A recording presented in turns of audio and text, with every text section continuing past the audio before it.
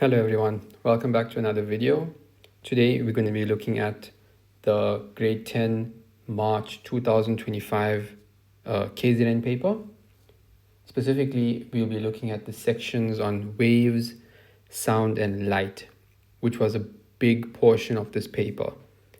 As always, if you'd like to attempt these questions yourself, please pause the video and give it a go.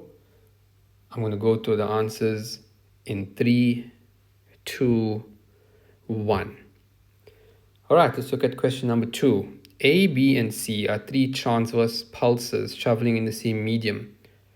Pulse A is traveling to the right and with an amplitude of 6 centimeters. Pulses B and C are both traveling left at the same speed. The amplitude of pulse C is half that of pulse B. Name and state the phenomenon that occurs when pulses A and B meet. We won't go through the whole thing. Again, it's a definition. It's things that you have access to.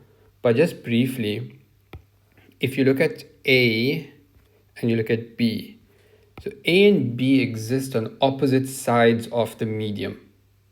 B is on the top, A is at the bottom.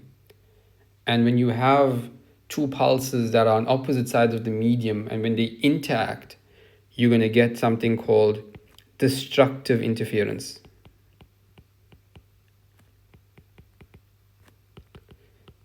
And they basically want you to explain that.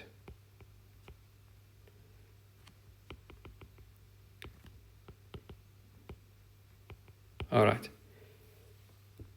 Next question. When pulses A and B meet at point R, a crest of amplitude 4 centimeters is formed. Determine the amplitude of the pulse formed when A and C meet. Okay, so since we know it's a crest forming, we know obviously that B is going to be larger than A, right? And to work out the resultant pulse, you're going to, because they're on opposite sides of the medium, you are going to subtract them. So x minus 6 gave us 4, right? That means x must equal 10 centimeters, right? And I mean, that makes sense, because if you have a 6 centimeter pulse this way meeting a 10 centimeter pulse that way, when they meet, you're going to get a crest that is 4 centimeters. Okay, so we just work backwards. Now, remember, that's not the end of the question. They want to know what is the amplitude of the pulse when A and C meet. So C is half of x. So that means C is half of x, and we worked out x was 10. So half of 10, and that's 5. So when A and C meet, since they're on the same side of the medium, you're going to add them. So when A, which is 6 centimeters, meets C, which is 5 centimeters, you're going to get a resultant, which is 5 plus 6, which is 11 centimeters. And question 2.3, draw the resultant pulse when A and B meet at point R. Okay, we drew it, but let's do it again. So 2.3, when A and B meet, you're going to get a pulse, a crest looking like that. The resultant was 4 centimeters. Yep, so something like that. A plus B. Okay, let's move on. Question number 3. The diagram below represents a transverse wave moving from left to right. The distance d between points A and F is 2.8 meters. Define transverse wave. Again, definitions, you have them, so we're not going to go through them now. Identify a point that is in phase with point E. So point E is here. In phase means it's a whole number or integer number of wavelengths away. So if I go one wavelength back, that's going to be C, right? So 3.1.2, the answer is C. Right? Or you can illustrate it, I can show it to you. So like that's one wave. 3.1.3. Our points B and C in phase or out of phase. So B and C are out of phase. And that's because they're not separated by a whole number or integer number of wavelengths. Right? I mean, if you look at it, you can even see here, that's like half a wave. B and C are separated by half a wave, not a full wave. 3.1.4, write down the period of the wave. So remember, period is actually the time taken for one wave. All right? And I mean, we can do it quite quickly here. If you look at C to E, we just said that C to E is one wave. So if I look at the time from C to E, it's 1.5 to 3.5. So we can work out the period. We can say 3.5 minus 1.5, and that's 2 seconds. Right? Because remember, period is the time taken for one wave. How long did that one wave take? It took 2 seconds. 3.1.5, calculate the frequency of the wave. So if we know the period, we can work out the frequency using this formula. F equals 1 over T, 1 over 2, 0.5 hertz. Calculate the speed of the wave. So 3.1.6, we know V equals F times lambda. We know F is 0.5. We just need to figure out what is the lambda. Remember, lambda is the wavelength, the length of one wave, right?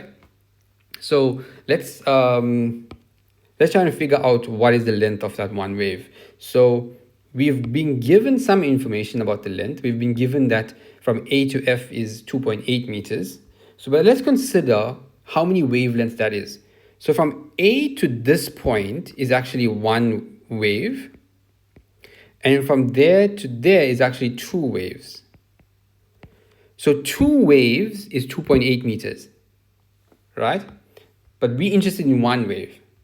So one wave is going to be 1.4 meters. So I can just make a note here so it's clear for everyone. So the lambda is going to equal 2.8 divided by 2. Okay, and the answer is 0.5 times 1,4. That is going to be 0.7 meters per second. Okay, let's move on. Question 3.2. A log moves up and down periodically due to the waves on the surface of the water. It takes 1.5 seconds for the log to move from the highest point to the lowest point. So they've given us a diagram to kind of make it easier for us to understand. The speed of the wave is 4 meters per second. Determine the period of the wave.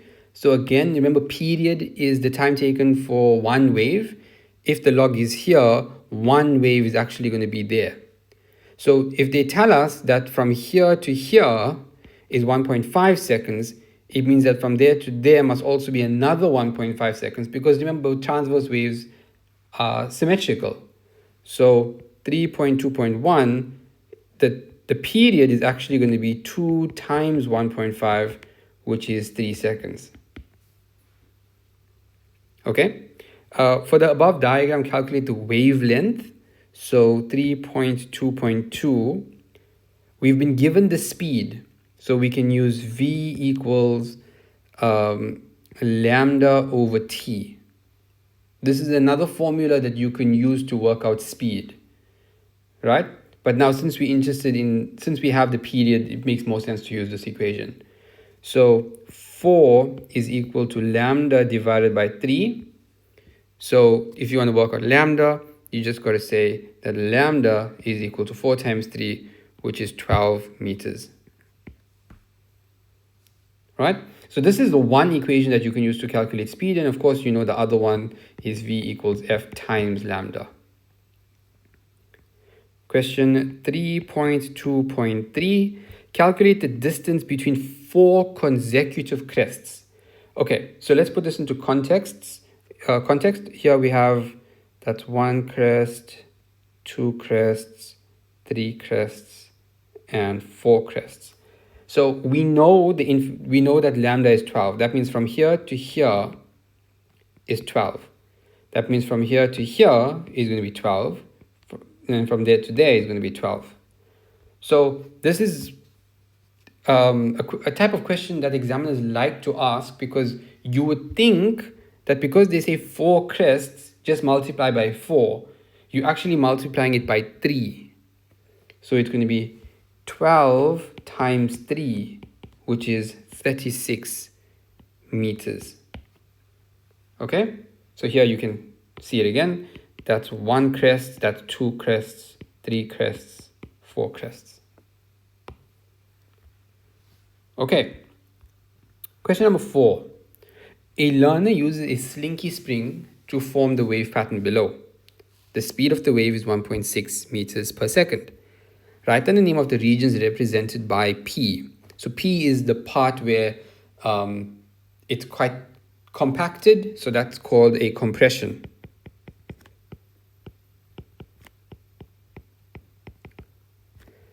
(4.1.2) Q is called a rarefaction or rarefaction. I don't know, depends how you want to pronounce it. Doesn't make a difference. 4.2 definition. We're not too worried about definition right now. We move on to 4.3. Calculate the wavelength of the above wave. So let's look at the information that we have. So 4.3, we've been given the speed of the wave. So we know V is 1.6. We also know the time, all right? But let's consider what time they've given us. They've given us the time from here to there to there, right? So it's between 3 consecutive rarefactions, 3 consecutive compressions. The period, the one that we're looking for, the one that we're interested in, is actually the time between compression to compression or rarefaction to rarefaction. So this would be 0.15 seconds, and then this one here would also be another 0.15 seconds. So we can calculate the wavelength. So we know the period is 0.15.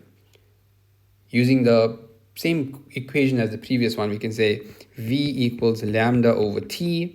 1.6 is equal to lambda divided by 0.15, and then lambda is equal to 1.6 multiplied by 0.15, which is 0.24 meters.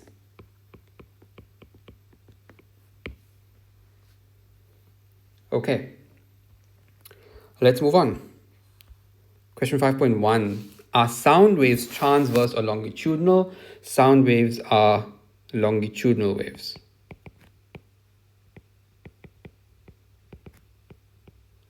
Okay, question 5.2. Explain why sound travels faster in iron than in seawater. Okay, so to understand how sound moves, it travels through the particles, and the closer the particles, the faster the sound can move through it. So it has to do with the way that the particles are arranged. So the particles are closer in iron.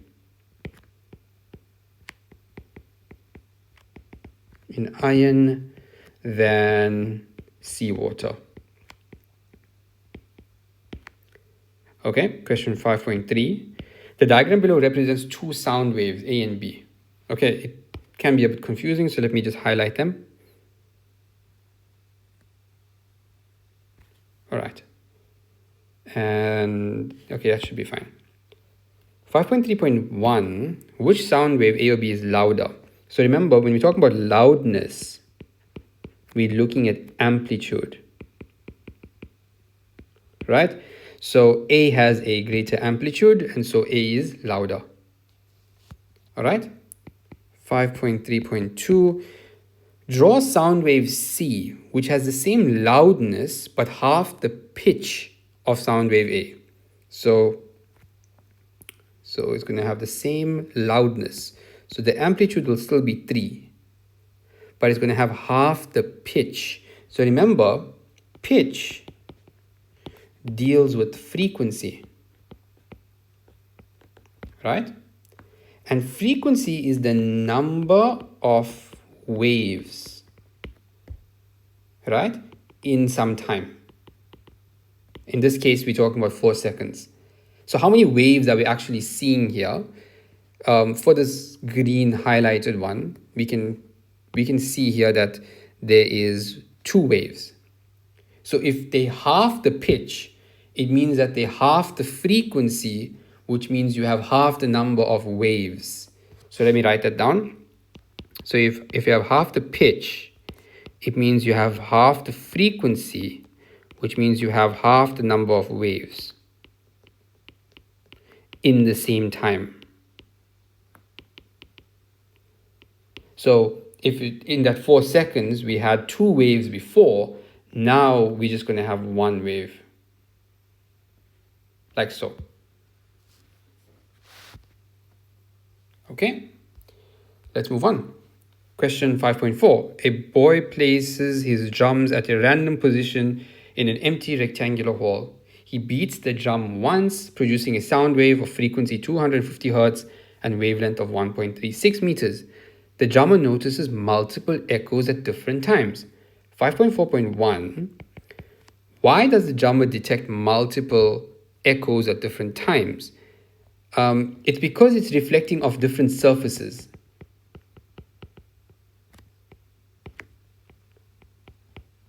Right? The sound is reflecting off different surfaces. So it could be reflecting off this wall and then coming back to him. It could be reflecting off this wall and then coming back to him. It could be reflecting off this one and coming back to him. You know, it's traveling in all the different directions. It's hitting different surfaces and it's coming back to him and he's hearing it at different times. That's why he's hearing multiple echoes. Okay, calculate the speed of sound in the hall. So 5.4.2, we've been given the wavelength is 1.36.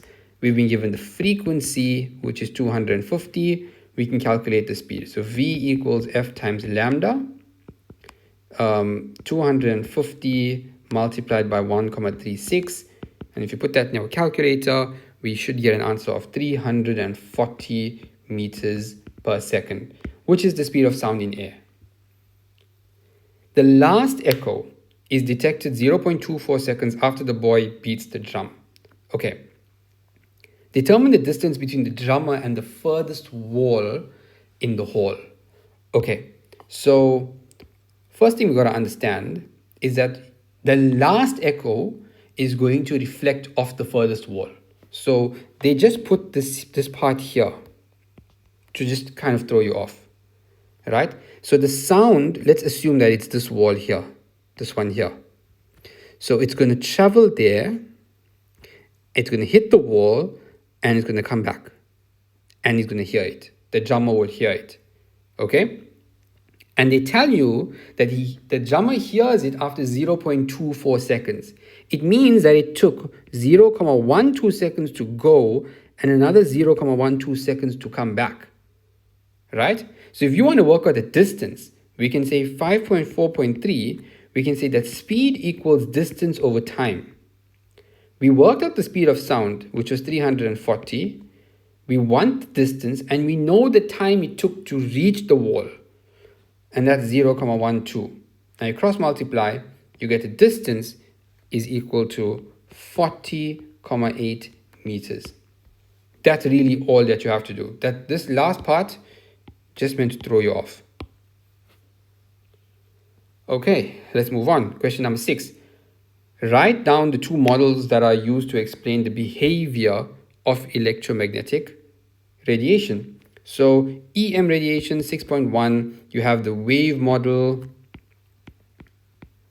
and you have the particle model. So those are the 2. Identify the type of electromagnetic radiation with the longest wavelength. So the one that is sitting on the end of the spectrum with the longest wavelength, that is going to be the radio waves. And used to detect fractured bones, When you have a broken bone, you go for an X-ray. Okay. And on to the last part, question 6.3. The graph below, not drawn to scale, shows the relationship between wavelength and energy of a photon of light. So define photon. Again, not too worried about definitions at this point.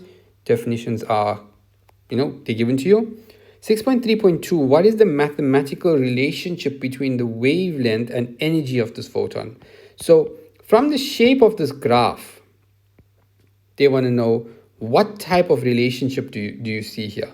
So this is an inversely proportional relationship, meaning as one increases, the other decreases, right? In this case, as the wavelength is increasing, the energy decreases. Okay, question 6.3.3, calculate the wavelength of a photon at point A on the graph. Okay, so let's look at point A. So point A, they've given us the energy, right? We can see the energy here, it's 2.6, but it's 2.6 times 10 to the negative 14. So we will say E equals 2.6 times 10 to the negative 14 joules. That's all we have. But if we want the wavelength, that's all we need, because we can calculate the wavelength using this formula, E equals hc over lambda. H and C are constants, right? So we can say that 2.6 times 10 to the negative 14 is equal to, H is a constant, 6,63 times 10 to the negative 34. C is also a constant, 3 times 10 to the power of 8, divided by lambda. Lambda is what we want. So we can solve for lambda. Lambda is equal to 7,65 times 10 to the negative 12 meters.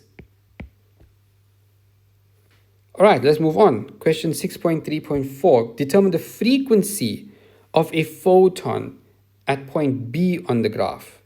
Okay, so 6.3.4. We know the wavelength. We know the energy.